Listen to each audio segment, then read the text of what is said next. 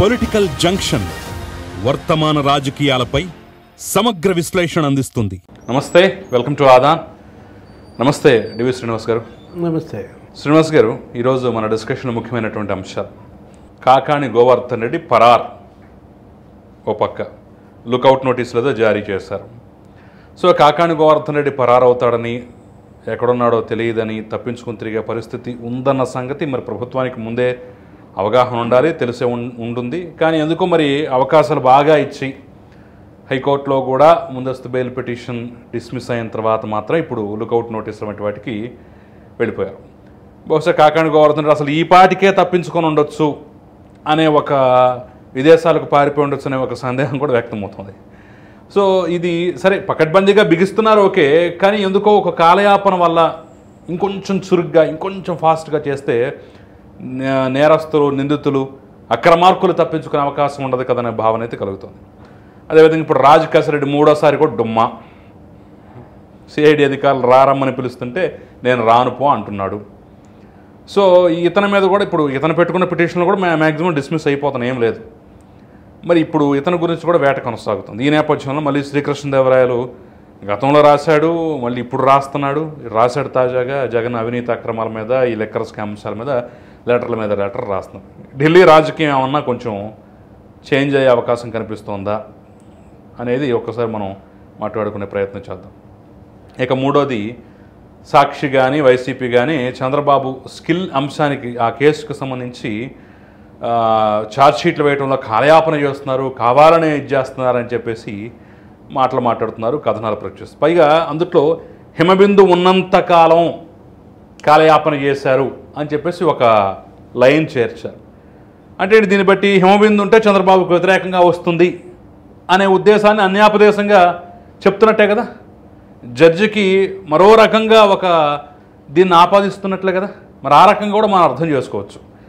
వాళ్ళ హయాంలో వాళ్ళు వేసిన ఛార్జ్షీట్లు రిజెక్ట్ అయ్యాయి, తిప్పి పంపించారు. ఆ విషయాన్ని దాచేసి వీళ్ళేదో చేస్తున్నట్టుగా మాట్లాడటాన్ని ఏ విధంగా అర్థం చేసుకోవాలి, అసలు ఈ గాల్లో కత్తులు తిప్పటాన్ని ఎలా చూడాలనేది కూడా మనం మాట్లాడే ప్రయత్నం చేద్దాం. సో ఫస్ట్గా మనం కాకాణి గోవర్ధన్ రెడ్డి పరార్ ఎలా చూస్తారు? గాల్లో కత్తులు తిప్పటం, గాల్లో కత్తులు తిప్పటం ఏమో కానీ వీళ్ళు మాత్రం పరారైపోతున్నారు. కూటమి ప్రభుత్వం కత్తులు గాల్లో తిప్పుతుందా లేకపోతే భూమి మీద తిప్పుతుందా, మొత్తానికి తిప్పుతోంది. దాని దెబ్బకి మరి వీళ్ళు పరారైపోతున్నారా? ఎంతమంది లుకౌట్ నోటీసులు, రెడ్ కార్నర్ నోటీసులు, ముందస్తు బెయిల్ పిటిషన్లు, లేకపోతే క్వాష్ పిటిషన్లు. అంటే ఇవాళ అంటే సందర్భం వచ్చింది కాబట్టి ఇక్కడ మాట చెప్పాలి సార్. శ్రీకాకుళం నుంచి అనంతపురం వరకు తెలుగుదేశం పార్టీ నాయకులు, కీలకమైన నాయకులు అందరిని అరెస్ట్ చేసి జైల్లో పెట్టారు జగన్మోహన్ రెడ్డి కాలం. మరి ఒక్కళ్ళు కూడా ముందస్తు బెయిల్ వేసుకోవాలా, ఒక్కళ్ళు కూడా పరారవ్వాలా? అచ్చెన్నాయుడు పైల్స్ ఆపరేషన్ చేసుకున్నా కానీ, ఇబ్బందికర పరిస్థితులు ఉన్నా కానీ, జైల్లో పెట్టి కరోనా అంటించినా కానీ ఆయన ధైర్యంగా పోరాడాడు తప్ప పరారైపోదాం, తప్పించుకుపోదాం అన్న ఆలోచన మరి ఎందుకో ఎవ్వరికి ఆ కాలంలో ఎందుకు రాలేదు? మరి వీళ్ళు ఇలా తెలివిగా పరారు అయితే పరారు, లేదంటే ముందస్తు బెయిళ్ళు, రిలీఫ్లు, ఏంది? అంటే వాళ్ళు తప్పు చేయలేదు కాబట్టి ధైర్యంగా ఎదుర్కొన్నారా, పోరాడారా? మీరు తప్పు చేశారు కాబట్టి మీరు పారిపోతున్నారా, పరారవుతున్నారా? ఎందుకంటే మీరు మంచి కంపారిజన్ తీసుకొచ్చారు. ఏది గతంలో జగన్మోహన్ రెడ్డి సీఎంగా ఇదే పోలీస్, ఇవే కోర్టులు, వాళ్ళపైన కేసులు, అవినీతి కుంభకోణాలు అన్నారు, అదన్నారు, ఇదన్నారు, వరుస పెట్టి మరి వాళ్ళు ఎదుర్కొన్నారు, వాళ్ళు పోరాడారు. అంటే తెలుగుదేశం పార్టీలో ఉన్న పోరాట స్ఫూర్తి వీళ్ళల్లో ఎందుకు కొరబడింది? అంటే పోరాట స్ఫూర్తికి మారుపేరుగా తెలుగుదేశం, అక్కడ మంత్రులు, అక్కడ ఎమ్మెల్యేలు. పరారీ స్పిరిట్కి స్ఫూర్తిగా వైఎస్ఆర్ కాంగ్రెసా? అరే పిన్నెల్లి రామకృష్ణారెడ్డి, పిన్నెల్లి బ్రదర్స్ ఏ ముహూర్తాన్ని ఈ పరారీ బిగించేశారో కానీ ఈ రేసు ఇదేదో ఒక పందెంలాగా కనపడుతోంది. ఏది అసలు ఈ పరారు అవటం ఏంటి? వీళ్ళు పారిపోతుంటే వాళ్ళు పట్టుకురావటం. ఏది విదేశాలకు పోతున్నారని ఆ రెడ్ కార్నర్ నోటీసులో మనం చూసాం. చెవిరెడ్డితో బిగినైనట్టుంది. చెవిరెడ్డి మిహిత్ రెడ్డి, చెవిరెడ్డి భాస్కర్ రెడ్డి బెంగళూరు ఎయిర్పోర్ట్లో ఏదో దుబాయ్ పోతుంటే పట్టుకొచ్చారు. కొడుకుని అనుకుంటాను, ఇద్దరిని పట్టుకొచ్చారు. అరే అదే కాదు ఇక్కడ దేవినేని అవినాష్ను కూడా ఇది ఇక్కడ అనుకుంటా శంషాబాద్ ఎయిర్పోర్ట్లో పోతుంటే దుబాయ్, ఇతను కూడా దుబాయ్ అనుకుంటా పట్టుకొచ్చిన పరిస్థితి. ఇవాళ కాకాని గోవర్ధన్ రెడ్డి అసలు ఎక్కడున్నాడు? సజ్జల రామకృష్ణారెడ్డి లుకౌట్ నోటీసుల తర్వాత సైలెంట్ అయిపోయింది, అసలు మనిషి ఎక్కడున్నాడు? కనిపించకుండా పోయింది. ఇప్పుడు సజ్జల రామకృష్ణారెడ్డి పోస్ట్ పోయిందని అతను కూడా బీకే సతీష్ రెడ్డికి ఇచ్చారంటున్నారు. అంటే గతంలో వీళ్ళు చెలరేగిపోయారు. అసలు ప్రెస్ మీట్లు, అసలు బూతులు మామూలు ఇది కాదు కదా. కాకాని గోవర్ధన్ రెడ్డి వాడిన భాష, ఇప్పుడు ఈ బట్టలు ఉడదీస్తా భాషకు అతనే ఆద్యుడు. ఏది మొట్టమొదట ఆ సర్వేపల్లి ఇన్స్పెక్టర్ని డిఎస్పీని బట్టలు ఉడదీస్తా అన్నాడు, ఏమయ్యాడు? అంటే 12 రోజులుగా ఇతను పరారీలో ఉన్నాడంటే ఇవాళ సర్వేపల్లి అదేంటి ఆ క్వాడ్జ్, ఇప్పుడు ఆ స్కామ్లో ఇతను A4 అనుకుంటాను, 250 కోట్ల రూపాయలు స్కామ్ అది. దానిపైనే సోమిరెడ్డి చంద్రమోహన్ రెడ్డి పోరాటం. ఆ పొదలకూరు మండలంలో నీకు అక్కడ 3 రోజులు అసలు అతను అక్కడ నిద్ర చేశాడు. ఓ పెద్ద ఫైట్ నడిచింది వాళ్ళ మధ్య. అవును, ఇప్పుడు నువ్వు ఎదుర్కోవాలి కదా, నువ్వు ధైర్యంగా నిలబడాలి కదా. నేను అవినీతికి పాల్పడలేదు, అరెస్ట్ చేస్తారు, చేస్తే ఏమవుద్ది? ఇప్పుడు మీరు వాళ్ళని అరెస్ట్ చేయలేదా? ఇప్పుడు ధూళిపాళ నరేంద్ర పారిపోయాడా? దేవినేని ఉమా, కొమ్మారెడ్డి పటాభి, కొల్లు రవీంద్ర ఎవరు పారిపోయారు? వాళ్ళు ఏమన్నా ముందస్తు బెయిల్స్కి వెళ్ళారా? లేకపోతే వాళ్ళ మీద ఏమన్నా లుకౌట్లు వచ్చినాయా? ఫస్ట్ టైం చూస్తున్నాం దేశంలో ఒక పార్టీ ఇలా పరారీ అవటం. ఫస్ట్ టైం చూస్తున్నాం దేశంలో ఎమ్మెల్యేల మీద లేకపోతే మంత్రులుగా పనిచేసిన వాళ్ళ మీద ఈ విధంగా లుకౌట్ నోటీసులు. అవును, సిగ్గుచేటు కదా. నేను పరారయ్యాను, నేను పారిపోయాను, నేను దాక్కున్నానని చెప్పేసి రేపు నియోజకవర్గంలో ఏ మొహం పెట్టుకుని తిరుగుతాడు? అంటే వీళ్ళే పరారైతే కేడర్ పరిస్థితి ఏంటి? ఇప్పుడు అక్కడ జెండా మోసేది ఎవరు? ఇప్పుడు ఇవాళ అతను పరారీలో ఉండి వీడియోలు వదులుతున్నాడు. నేనేదో ఉగాది పచ్చడి అన్నాడు ఒక వీడియోలో, ఒక వీడియోలో ఏదో బర్త్డే అన్నాడు. హైకోర్టులో ఇవాళ తీర్పు వస్తుంది బెయిల్ మీద అనుకున్నప్పుడు సాయంత్రం సర్వేపల్లి వస్తున్నాను అన్నాడు. అంటే అది ఎక్కడ తిరస్కారం? వీళ్ళు వీరులు సూరులు అంటూ బిల్డప్లు, మేము వస్తే పోలీసుల బట్టలు ఉపదేస్తాం, నగ్నంగా నిలబడతాం అంటూ కామెంట్లు. వీళ్ళ కామెంట్లు చేసేవాళ్ళు రిటైర్ అయినా కూడా వదిలిపెట్టాం, సప్త సముద్రాల అవతల ఉన్న లాక్కు వస్తాం. మీరు మాత్రం సప్త సముద్రాలు దాటి ఎక్కడో మర్రిచెట్టు త్వరలో దాక్కున్నట్టుగా పరారీనా?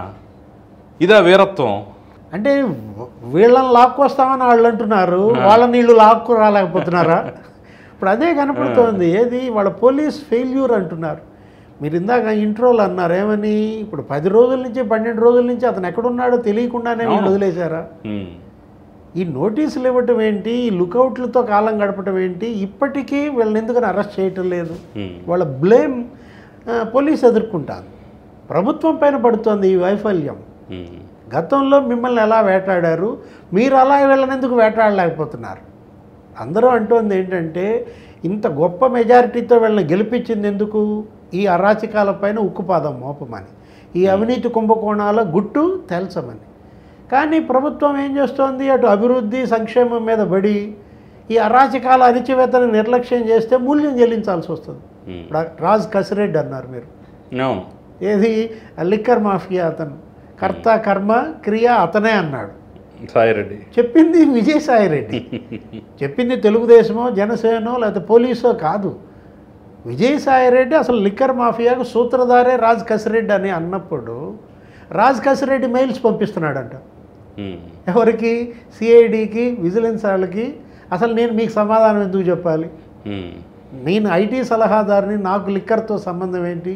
ముందు నా ప్రశ్నలకు మీరు సమాధానం చెప్పండి అంటున్నాడు.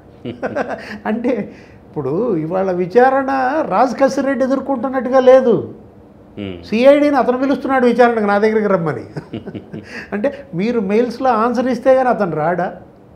అసలు 3 సార్లు డుమ్మా కట్టడం ఏంటి? ఎందుకు ఇలా పారిపోతున్నారంటే ఒకసారి అరెస్ట్ అయితే ఒక కేసుతో ఆగదు, వరుసగా ఒక డజన్ కేసులు పడతాయనే భయమా? వల్లభనేని వంశీ పరిస్థితి ఇలా గుర్తొస్తోందా? లేకపోతే పోసాని కృష్ణమురళి ఏమయ్యాడో తెలుస్తోందా? అతను అన్నాడు ఎవరు నిన్న కూడా కేసు పడింది కదా, విచారణకు రమ్మన్నారు. టీటీడీ చైర్మన్ బిఆర్ నాయుడు నియామకం మీద అనుచిత వ్యాఖ్యలు చేసింది. విమర్శ వేరు, అనుచిత వ్యాఖ్యలు వేరు.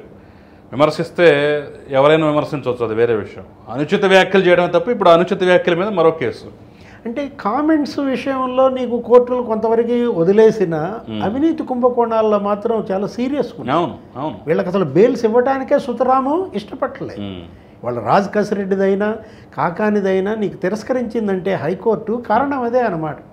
అంటే ఇప్పుడు కాకాని కనుక అరెస్ట్ అయితే ఫోర్జరీ కేసు పడుద్దనా? నీకు అది తెలుసు ఏది ఆ మాగుంట శ్రీనివాసులు రెడ్డి సంతకం ఫోర్జరీ, అసలు సోమిరెడ్డి చంద్రమోహన్ రెడ్డి మీద ఫోర్జరీ డాక్యుమెంట్స్, అవును అదో పెద్ద స్కామ్. మళ్ళీ ఆ ఫోర్జరీ డాక్యుమెంట్లు కోర్టులోంచి కొట్టేసిన వైనం దొంగలు. ఏది కుక్కలు మురిగితే దొంగలు కోర్టుకు పోవడం ఏంటి, కోర్టులో అన్నీ వదిలేసి కాకాని డాక్యుమెంట్స్ కొట్టుకుపోవడం ఏంటి? అంటే ఆ ప్రాంగణంలో 16 కోర్టు భవనాలు ఉన్నాయి, దొంగలు ఈ భవనంలోనే పడ్డారు. ఆ భవనంలో కూడా 18 బీరువాలు ఉన్నాయి, దొంగలు ఆ బీరువాయే తీశారు. అంటే కాక్ అండ్ బుల్ స్టోరీస్ ఎలా చెప్పారు. ఇప్పుడు ఏంటి ఇవాళ వగస్తే కుదరదనమాట. ఇతని పైన 1000 ఎకరాల కబ్జా ఆరోపణలు ఉన్నాయి. నీకు 3400 ఎకరాలు పంపిణీ చేశామని అధికారులు చెప్తుంటే సర్వేపల్లిలో కాకాని గోవర్ధన్ రెడ్డి 7200 పంపిణీ చేశామంటున్నాడు. అంటే 3900 ఎకరాలు బినామీల పేరు మీద వెళ్ళినట్టుగా. అవును, 100 ఎకరాలు కబ్జాలు చేయటం కాదు, నీకు దళితులను చంపేశారని, నీకు చెట్టుకు ఉరేసి ఆత్మహత్యగా చిత్రించారని, వైద్యాధికారులను బెదిరించారని కాకానిపై అనేక ఆరోపణల జాబితా. ఇవాళ అరెస్ట్ అయితే ఈ కేసులన్నీ పడతాయన్న భయంతో పారిపోయాడా? ఇప్పుడు రాజ్ కసిరెడ్డి ఇవాళ ఎంత దూరం పోతాడు, ఎక్కడ ఏమని దాక్కుంటారు? ఇప్పుడు మీరు వసూలు చేశారా లేదా? అది పెద్ద మాఫియా. ఏది లిక్కర్ మాఫియా అనేది నీకు 20,000 కోట్లు కాదు, అసలు ఇది 1,00,000 కోట్ల స్కామ్. అవును, నీకు 99,400 కోట్లు క్యాష్. దేశంలో అసలు ఎప్పుడూ ఎక్కడా జరగలేదన్నమాట. మొన్న కృష్ణదేవరాయలు మీరు అన్నారు ఏది లోక్సభలో ప్రసంగంలో మోడీ గారు మీరు 5 ఏళ్లలో డిజిటల్ కరెన్సీ 54% పెంచారు, 10 ఏళ్లలో 100% పెంచారు, కానీ ఆంధ్రప్రదేశ్లో డిజిటల్ కరెన్సీ లిక్కర్లో 0.03%. 99,500 కోట్లు నగదు తీసుకున్నారు. ఆ నగదంతా విదేశాలకు వెళ్ళిందని అతని ఆధారాలతో సహా 4,000 కోట్లు పలానా సునీల్ రెడ్డి ద్వారా వెళ్ళిందని అమిత్ షాని కలిశాడు. ఆధారాలు ఇచ్చిన పరిస్థితి. దుబాయ్కి 2,000 కోట్లు. అసలు ఇంతవరకు ఈడీ ఎందుకని ఎంటర్ కాలేదు? ఇప్పుడు ఆరోపణలు చేసింది ఎవరు? ఒక ఎంపీ, ఒక బాధ్యతాయుతమైన లోక్సభ సభ్యుడు. చేసింది ఎక్కడ? లోక్సభలో. లోక్సభలో పలానా వాడు 2,000 కోట్లు దుబాయ్కి మనీ లాండరింగ్ చేశాడని ఆరోపించినప్పుడు ఈడీ ఇంతవరకు ఎంటర్ కాల. ఎన్ఫోర్స్మెంట్ డైరెక్టరేట్ దానిపైన ఎంక్వైరీ పిలవాలి, సునీల్ రెడ్డిని మాట్లాడాలి. అసలు వెళ్ళిందా లేదా, ఎంత వెళ్ళింది? అది 2,000 కోట్ల 4,000 కోట్ల కాదు, ఇవాళ 99,400 కోట్లు క్యాష్. ఏమైంది అదంతా? ఇప్పుడు యాక్చువల్గా లిక్కర్లో నీకు తెలంగాణ ఆంధ్ర వ్యత్యాసం చంద్రబాబు సీఎంగా దిగిపోయేటప్పుడు 5,000 కోట్లు. అదే జగన్మోహన్ రెడ్డి సీఎంగా దిగిపోయేటప్పటికి 42,000 కోట్లు. అంటే 37,000 కోట్లు గోల్మాల్. ఆంధ్ర తెలంగాణ మధ్య ఉండాల్సిన 5,000 కోట్లని వ్యత్యాసం 42,000 కోట్లు మారిందంటే ప్రజాధనం 37,000 కోట్లు వీళ్ళ జేబుల్లోకి వెళ్ళిందని ఒక్క లిక్కర్లో. ఇప్పుడు వాటిని ఉదాసీనంగా వదిలేస్తే ఎలా?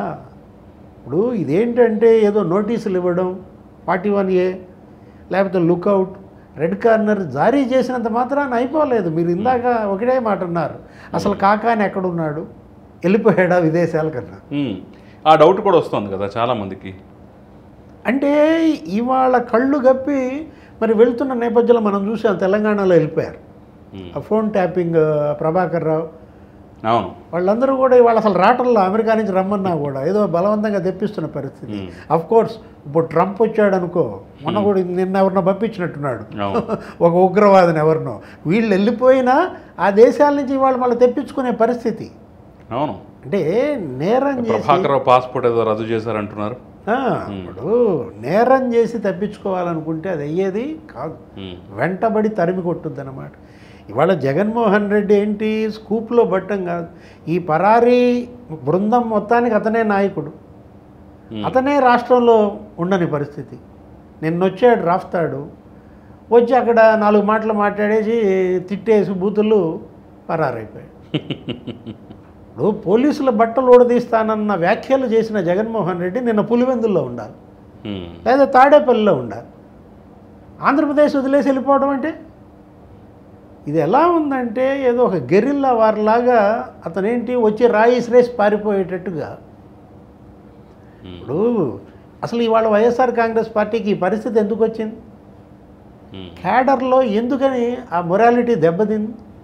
మొత్తం లీడర్స్ అంతా నిన్ను వదిలేసి పార్టీ ఎందుకు మారుతున్నారు అంటే పోయినాళ్ళు పోగా, తెలుగుదేశంకి జనసేనకి వలసలో పోగా, లేదు కేసుల్లో లేకపోతే జైళ్లలో ఉన్నాళ్ళు వదిలేస్తే మిగిలిన వాళ్ళను కూడా పారిపోకుండా కట్టడి చేయడం కోసం ఇప్పుడు ఈ కేసుల్లో ఇరికిస్తున్నాడా ఈ బూతులు తిట్టడం ద్వారా?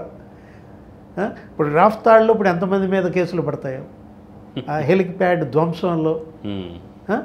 అవును, అమాయక కార్యకర్తలు ఇవాళ జగన్ నమ్ముకొని ఈ కేసుల్లో దాని మీద ఎంక్వైరీ కూడా స్టార్ట్ అయినట్టుంది కదా. అంటే చాలా మంది చెప్తుంది ఏంటంటే జగన్మోహన్ రెడ్డి వ్యూహాత్మకంగా తన వాళ్ళని కేసులో ఇరికించుకుంటే, తన వాళ్ళని నిందితులుగా నేరస్తులుగా చేస్తే ఇక పక్క పార్టీలు కూడా తీసుకోవు కాబట్టి తన చుట్టూనే చచ్చినట్టు పొడుంటారు, దడిగట్టినట్టు ఉంటారనే ఒక దిక్కుమాలను వ్యూహం అంటారు కదా. అంతే కదా, తన వాళ్ళనే కేసులు ఇరికించుకోవాలనేటటువంటి దాన్ని దిక్కుమాల వ్యూహం అనాలి కదా. అంటే కాపాడుకోవాలి తప్ప కేసులు ఏదన్నా పడితే ఇరికిచ్చి ఇక పక్కవాడు ఎవడు తీసుకోడు కాబట్టి ఎవడో వాడు మొహం చూడడు కాబట్టి నా పక్కనే ఉంటాడు, నా పక్కనే పెట్టుకోవాలనేది ఖచ్చితంగా దుర్మార్గమైనటువంటి వ్యూహం. అంటే అది నిజంగానే చేస్తున్నాడు అంటారా? ఇప్పుడు అదే కనపడుతోంది మనకి. ఏది ఈ రెచ్చగొట్టేటటువంటి వ్యాఖ్యలు, అడపాదడపా నెలకోసారి వచ్చేసి ఎవరో పరామర్శ అనే వంకతో రావడం, 4 తిట్టేసి వెళ్ళిపోవడం, అతను వెళ్ళిపోయిన తర్వాత అక్కడ అందరిపైన కేసులు పట్టడం, ఇదంతా చూస్తుంటే ఒక ఉద్దేశపూర్వకంగా ఒక కుట్రపూరితంగా కనపడుతోంది. మనం చూసాం ఎక్కడ మత కలహాలు రెచ్చగొట్టే కుట్ర రాజమహేంద్రవరంలో ఆ జాన్ బెన్నీ లింగం బైబిల్ పక్కన పెడితే ఊసకోతే అన్నాడు. మమ్మల్ని గెలకద్దు, మేము మంచోళ్ళం కాదు, మేము మూర్ఖులు అన్నాడు. బైబిల్లో అదే నేర్పారా? అంటే ఒక పాస్టర్ రోడ్డు ప్రమాదంలో చనిపోతే అతన్ని హత్య ముసుగేసి అతన్ని చంపినట్టుగా చిత్రించి ఆవేశంగా ప్రసంగించి ఈ హర్షకుమార్, ఈ కేఏ పాల్, ఈ బెన్నీ లింగం, అజయ్ బాబు వీళ్ళందరూ ఏంటి అక్కడ మాస్ని ఆ మాబ్ని ఏం చేద్దామని తగలబెడదామనా, రాజమండ్రిలో గృహదహనాలు చేద్దామనా, ప్రభుత్వ వాహనాలు తగలబెడదామనా? గతంలో మనం చూసాం ఇదే ఇన్సిడెంట్ తునిలో. అవును, రత్నాచల్ ఎక్స్ప్రెస్ కాపులందరూ అక్కడ పోగైతే అక్కడేదో వాళ్ళు మాట్లాడుకుంటుంటే అక్కడ వీళ్ళు చేరి అంబటి రాంబాబు ఈ బ్యాచ్ అంతా అక్కడ రెచ్చగొట్టే ఉపన్యాసాలు చేసి ముద్రగడ పద్మనాభం ఏం చేశారు అక్కడ? వందలాది ప్రయాణికుల జీవితాలతో అడుగున్నారు రత్నాచల్ ఎక్స్ప్రెస్. దాంట్లో కేసులు, ఇప్పటికీ ఆ కేసులు కోర్టులు. అంటే రాజమహేంద్రవరంలో ఇవాళ ప్రభుత్వం ఒక సంయమనం పాటించి ఆధారాలన్నీ రిలీజ్ చేసి పక్కాగా ఒక పెద్ద ఉపద్రవం నివారించింది. అవును, నువ్వు ఇవాళ మళ్ళీ రాస్తాడు. ప్రజల్లో కూడా కొంత విచక్షణ ఉంది, ఇలాంటివన్నీ గతంలో చూసి ఈ డ్రామాలను చూస్తున్నారు కాబట్టి ఎందుకో ప్రజలు కూడా కట్టు తప్పలేదనే అనుకోవచ్చు అనుకుంటాను. అంతే కదా, ఇవాళ జగన్మోహన్ రెడ్డి అతని నైజం ప్రజలకు అర్థమైన పరిస్థితిలో 151 సీట్లతో నెత్తిన పెట్టుకున్నాళ్లే 11 సీట్లకి నేలకేసి కొట్టారు. అవును, అదే 2019కి ముందైతే నమ్మేవాళ్ళేమో ఇలాంటి పరిస్థితి ఉంటే చాలా ఉపద్రవం జరిగేదేమో.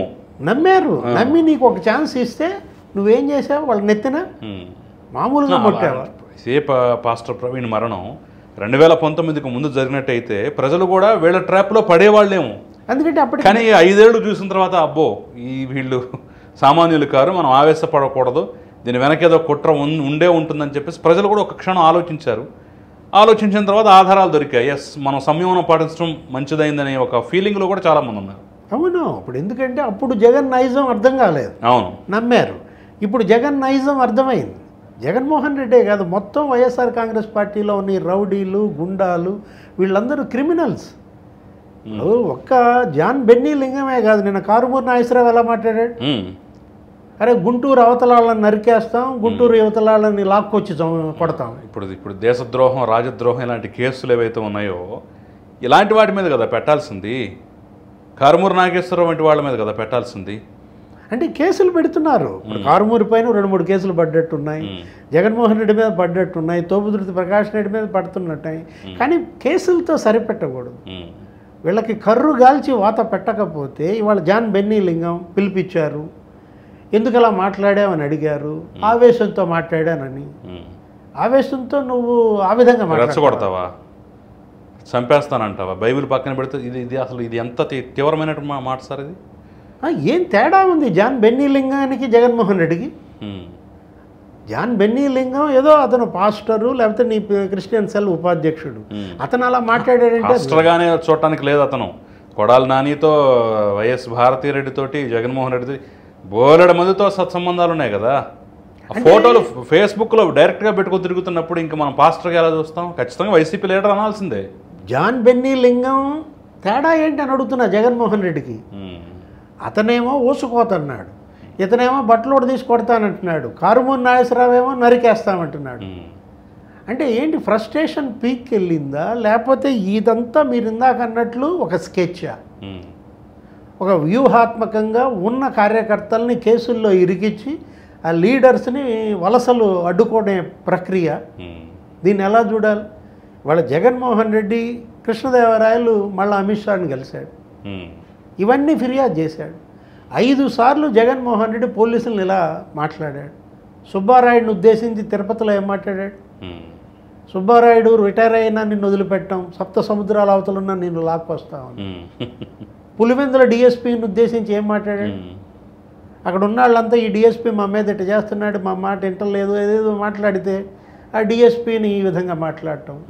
వాడెవడో సోషల్ మీడియా వాడు డిఎస్పీ నన్ను కొట్టాడనో ఏదో చెబితే ఆ డిఎస్పీతో నీకు సెల్యూట్ చేపిస్తా అన్నాడు. ఇది జగనన్న సైన్యం అనే, అదే అవినాష్ అన్న సైన్యం అనే ఒక ఫేస్బుక్ పేజ్ నడుపుతూ ఈ హత్య అని చెప్పేసి తీసినటువంటి సినిమా విజువల్స్ని అందుట్లో వైరల్ చేస్తున్నాడని చెప్పేసి సునీల్ యాదవ్, నన్ను మా తల్లి వ్యక్తిత్వాన్ని వీళ్ళు హననం చేసేలాగా చేస్తున్నారు, సునీల్ యాదవ్ కేసు పెడితే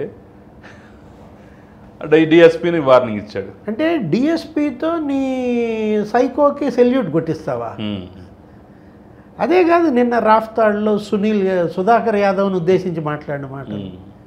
అరే మధ్యలో అసెంబ్లీ దగ్గర సుధాకర్ రావు అని మధుసూదన్ రావు అని పెట్టి పేరు పెట్టి అక్కడ సినిమా. అంటే ఏంటి, నీకేమైనా ఎలర్జీయా? అంటే పోలీస్ అంటేనే నీకేదో ఎలర్జీగా ఉంది. బట్టలు ఉడదీస్తావేంటి? నువ్వు ఆల్రెడీ బట్టలు ఉడదీసావు.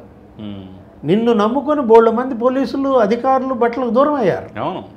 ఇప్పుడు పిఎస్ఆర్ ఆంజనేయులకు నువ్వే యూనిఫామ్ దూరం చేశావు, సునీల్ కుమార్కి బట్టలు ఉడదీసింది నువ్వు, సంజయ్కి, కాంతిరాణా టాటా, విశాల్ గున్ని, ఇంతమంది వాళ్ళ యూనిఫామ్ రిటైర్ అయినా కానీ జైలు పాలయ్యాడు కదా విజయ్ పాల్. ఇప్పుడు ఈరోజు government general hospital Guntur GGH సూపరింటెండెంట్గా చేసినటువంటి ప్రభావతి కూడా ఆవిడ ఇచ్చిన స్టేట్మెంటు ఏం చెప్పాలో తెలియక, నేను గైనకాలజిస్ట్ని, అసలు దెబ్బలు ఎలా ఉంటాయో నాకు తెలియదు, మా వాళ్ళు ఇచ్చే సంతకం పెట్టి, ఇది ఎంతటి దారుణం అండి.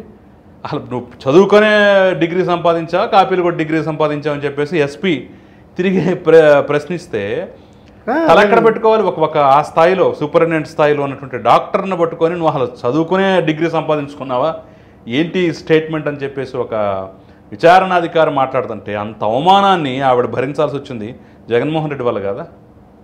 అంటే RRR కూడా అన్నాడు కదా, గైనకాలజిస్ట్ ఎట్టా అయ్యామ్మా, ఎంబీబీఎస్ చేసా కదా, నువ్వు డాక్టర్ చదవకుండా గైనకాలజిస్ట్ అయ్యావా? ఇవాళ ఏంటి, తప్పించుకోవాలన్నా తప్పించుకోలేని పరిస్థితి.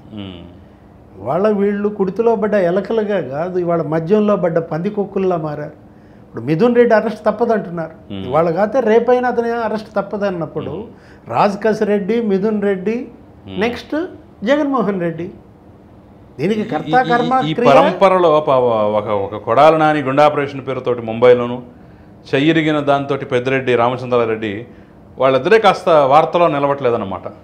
లేకపోతే వీళ్ళ అరెస్టులు కూడా ఖాయమని వార్తలు వచ్చాయి. ఏదైనా పోలీస్ స్టేషన్లు, కోర్టులు, జైళ్ళు, హాస్పిటల్స్, వీటి చుట్టూ 4 స్తంభాలాట. ఏది వైఎస్ఆర్ కాంగ్రెస్ పార్టీ, లేకపోతే విదేశాలకు పారిపోవటమా? ఇవాళ జగన్మోహన్ రెడ్డి పైన పాత కేసులు, అతను ఒక కండిషన్డ్ బెయిల్ మీద ఉన్న ముద్దాయి, అతను 16 నెలలు జైల్లో ఉన్నటువంటి వ్యక్తి అతను ఈ విధంగా మాట్లాడటం ఏంటని కృష్ణదేవరాయలు ఇచ్చిన కంప్లైంట్. ఆ బెయిల్ రద్దు అయితే సో ఆ పరంపర కొనసాగుతూ ఉంటే వీళ్ళు రివర్స్లో చంద్రబాబు నాయుడు మీద ఉన్న స్కిల్ కేసు, దాని మీద ఛార్జ్ షీట్లు వేయలేదు, కావాలని కాలయాపన చేస్తున్నారు, ఈ పాట ఎత్తుకున్నారు. సరే, అంతవరకు ఓకే అనుకుందాం. హిమబిందు ఉన్నంత వరకు కాలయాపన చేశారని చెప్పేసి రాయటం ఏంటి? జడ్జికి మీరు ఏం ఆపాదిస్తున్నారు అంటే ఆవిడ ఉన్నప్పుడు వేస్తే ఖచ్చితంగా చంద్రబాబుకు వ్యతిరేకంగా ఇది వస్తుంది, ఆవిడ పోయిన తర్వాత వేస్తే చంద్రబాబుకు అనుకూలంగా వస్తుందని చెప్పేసి న్యాయస్థానానికి న్యాయ వ్యవస్థ కూడా దురుద్దేశాలు ఆపాదిస్తున్నారా? దాని అర్థం ఏంటి మరి? ఒక న్యాయమూర్తిగా ఇవాళ హిమబిందుకి ఈ విధమైనటువంటి రాజకీయ ఆపాదించటం అనేది, ఆమె ఏంటి, ఆమె జడ్జి, ఆమె ముందుకు వచ్చిన కేసు ఆమె స్టడీ చేస్తుంది, ఏదో జడ్జిమెంట్ ఇస్తుంది. ఆమె ఉన్నప్పుడు ఈ కేసు రాకుండా ఆపారు అంటే దురుద్దేశం ఆపాదించినట్టే కదా. ఆవిడ ఉన్నప్పుడు వస్తే చంద్రబాబుకు వ్యతిరేకంగా వచ్చేదనేటటువంటి అంతర్లీనమైన అర్థాన్ని ఇస్తున్నట్టేగా.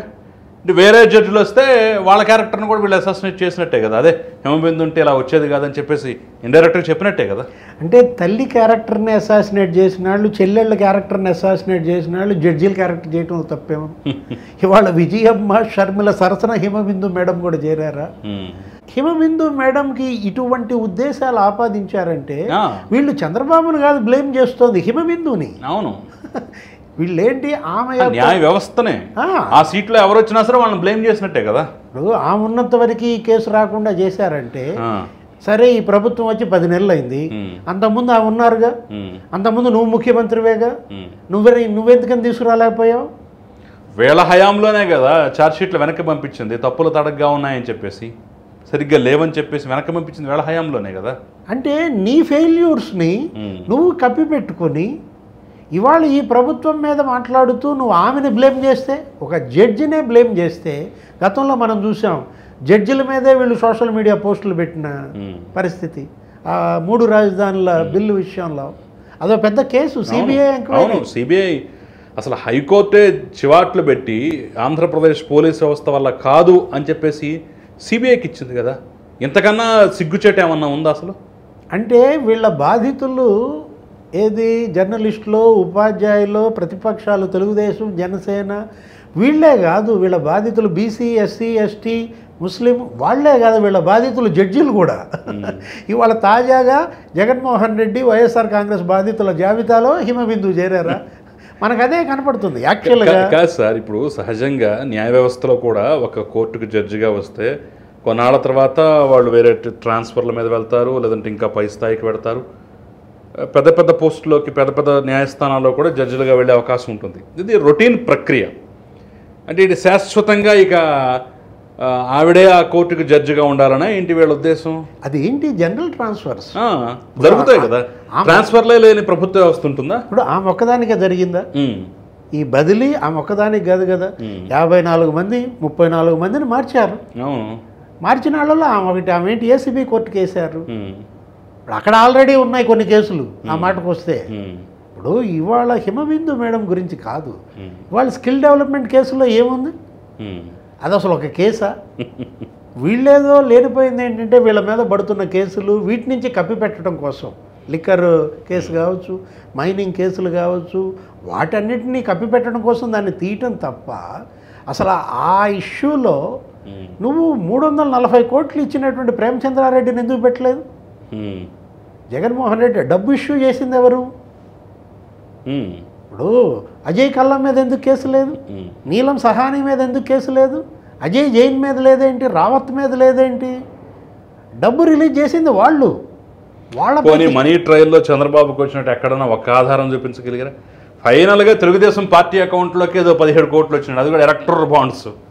ఎలక్టోరల్ బాండ్స్ చూపించే లంచం అని ఎలా అంటారు అసలు? నీ దాంట్లోకి వచ్చిన ఎలక్టోరల్ బాండ్స్ మరి అదే ఎవరు ఇచ్చిన లంచం? ఇప్పుడు 140 కోట్లు ఆయన ఇచ్చాడు. అతను ఎవరు బెట్టింగ్ ఆడు.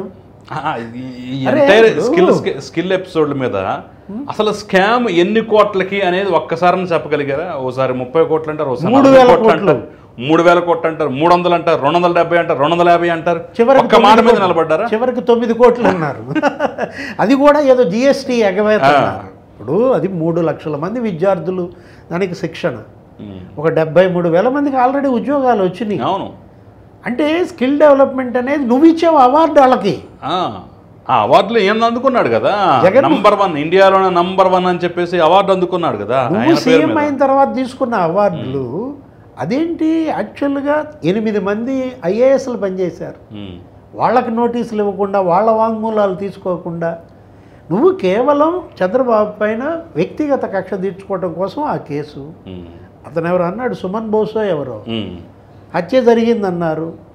హత్య జరిగింది అన్నాడు, ఆ చనిపోయినాడు వచ్చి మాట్లాడుతున్నాడు, నేను బతికే ఉన్నాను, నన్ను చంపలేదంటే వీళ్ళు హత్య అంటారు. ఇంకా అంతకన్నా కత్తి అంటారు, కానీ చచ్చిపోయినాడు బాబు నన్ను ఎవడు చంపలేదు నేను బతికే ఉన్నాను అంటాడు. అలాంటి కేసు స్కిల్ డెవలప్మెంట్ కేసు. అంటే ఈ పూట జగన్మోహన్ రెడ్డి ఏంటంటే తను ఇవాళ కొట్టుకుపోతున్నాడు. ఒక ఉప్పెనలో ఒక స్కిల్ కేసే కదా, అన్ని కేసులు కూడా అంతే కదా ఇంచుమించు. ఇసుక ఉచితంగా ఇస్తే ఉచితంగా ఇచ్చారని కేసు, అసలు దీనికి ఏమైనా అర్థం ఉందా? అరే outer ring road assigned lands అదో కేసు, అసలు ఇంతవరకు అది బిగినే చేయాలి. అసలు రింగ్ రోడ్డు వేద్దాం అనే ఆలోచనతో కేసు. అంటే అభివృద్ధి చేద్దామన్న ఆలోచన కేసులా? జగన్మోహన్ రెడ్డి పరిపాలన అదేంటి, అది పరిపాలన అనిపించుకోరు, అది ఒక విధ్వంసం, అదొక పగ, ప్రతీకారంతో జరిగినటువంటి పరిస్థితి. ఇవాళ ఆయనకి కనీస సానుభూతి ప్రజల్లో రావట్లేదంటే కారణం ఇదే. ఇప్పుడు ఉచితంగా ఇసుక ఇవ్వటమే కేసు అయితే కరోనా వ్యాక్సిన్ కూడా ఉచితంగానే వేశారు. అబ్బే మీరు ఉచితంగా వేసినందుకు ఖజానాకి 8,000 కోట్ల నష్టమని, పోలియో చుక్కలు ప్రతి సంవత్సరం ఉచితంగా వేస్తున్నారు, మరి మీరు ఉచితంగా వేస్తున్నందుకు ఖజానాకి 8,000 కోట్ల నష్టం అని చెప్పేసి మరి ఏ కేంద్ర ప్రభుత్వాలు, ఇన్ని ప్రభుత్వాలు మరి ఒకళ్ళు ఇంకొకళ్ళ మీద కేసు పెట్టుకోవాలి. మరి అదేం దిక్కుమాల లాజిక్కు మరి జగన్మోహన్ రెడ్డికి వచ్చింది. కరోనా అంటే గుర్తొచ్చింది, కాకాని గోవర్ధన్ రెడ్డి కట్టిన ప్యాలెస్ పేరు కరోనా ప్యాలెస్ అంట. నెల్లూరులో అతను 100 కోట్లతో ఒక లగ్జరీ ప్యాలెస్ కట్టాడంట. దాని పేరే జనం ఏమని పిలుస్తున్నారు, కాకాని ప్యాలెస్ అని పిలవకుండా కరోనా ప్యాలెస్ అంటున్నారంట. అంటే కరోనా విరాళాల వసూళ్లతో కట్టాడు అన్న దీంట్లో ఈ పూట అతని పరారీ. అసలు ఎందుకు వైఎస్ఆర్ కాంగ్రెస్ పార్టీ పేరు మార్చుకుని పరారీ కాంగ్రెస్ అంటే పోలా?